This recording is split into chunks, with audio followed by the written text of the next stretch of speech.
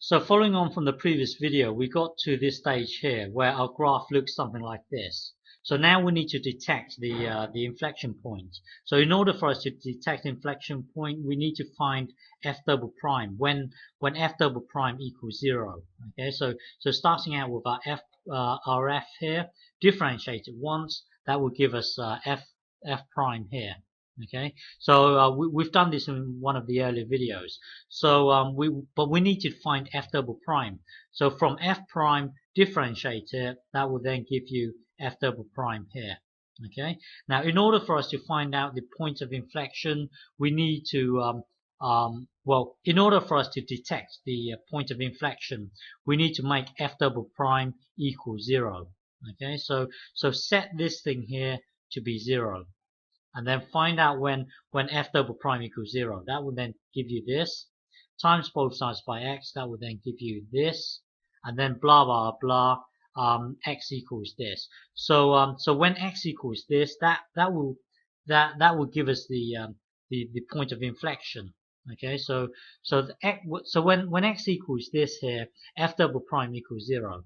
Okay, so what we've done here is that when x equals e to the power minus 1, f double prime equals 0. So what that means is that well, e to the power of minus 2 is here, e to the power of minus 1. That's what we worked out earlier here. Okay, that will, you see, f double prime equals 0 when x equals this. So somewhere along this line here, that lies our point of inflection.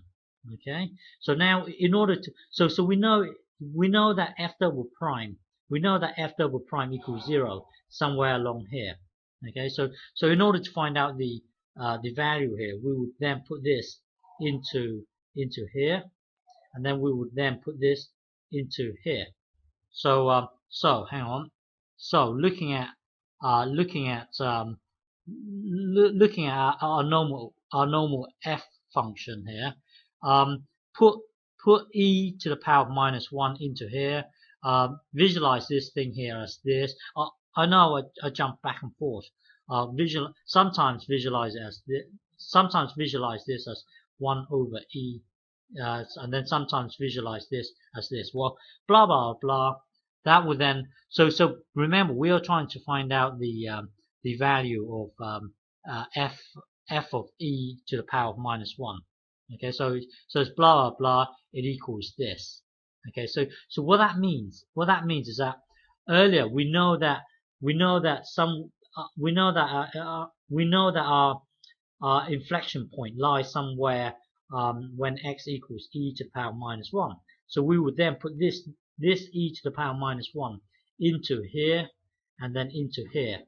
That then gave us also e to the power minus 1. So now we know the precise point of inflection. Well, the coordinates at the point of inflection would be e to the power minus 1 and then comma e to the power minus 1. So this is your x value here, and this is your y value here. So now we now know that. Okay. In the next video, we need to check the intervals. Okay.